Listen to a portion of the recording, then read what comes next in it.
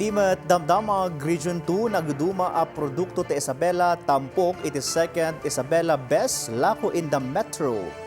Kabayatan na talento dagiti local filmmaker iti Cagayan, bida iti 4 Tourist Cinema di Cagayan short film festival. Adda detalye ni PTV TAU Intern Lawrence Angelo. Iti Isabela, baliging in parang ni Ariel Manangat, Cooperative Development Specialist Designate, ti Municipal Cooperative Office, dagdi produkto ti Philippine Market Agriculture Cooperative, iti nalatak a pinaimas sa Isabela Best Laku, iti second Isabela Best Laku in the Metro.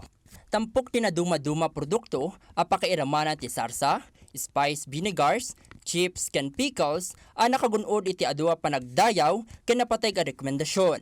Manipod iti panel lamang pasaya at pa iti kalidad ti produkto, mailaklako ti merkado.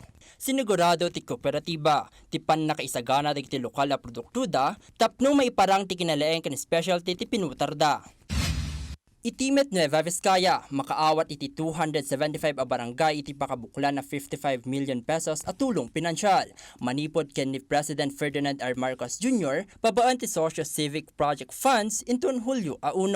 Iti sidong tinasaua programa, tunggal barangay ket may paayan ti 200,000 pesos no sa dinno mailatang para iti limang scholar ti Kagudwana, ken tinabatbat tiket para iti panaggatang iti pampubliko pasilidad.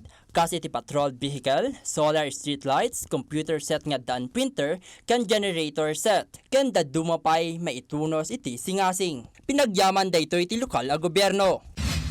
Ken iti probinsya ti Cagayan, nabigbig ken denial ti Cagayan Tourism Office, ti na idumduma alaing dagiti lokal filmmaker, ken arkitekto iti 4th Tourist Cinema di Cagayan Short Film Festival, ken Cagayan Building Facade Design Competition, ijay to Gugao City. Indalwan ti gobernador ti probinsya, ken aggawnak Cagayan 2026 Steering Committee Chairperson, ani Attorney Mabel Villarica Mamba, ti panang paay ti pambigbig.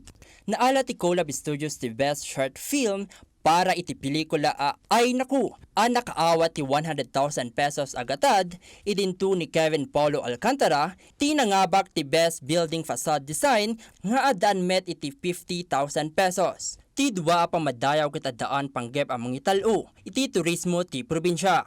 Lawrence Angelo para iti Pagilian.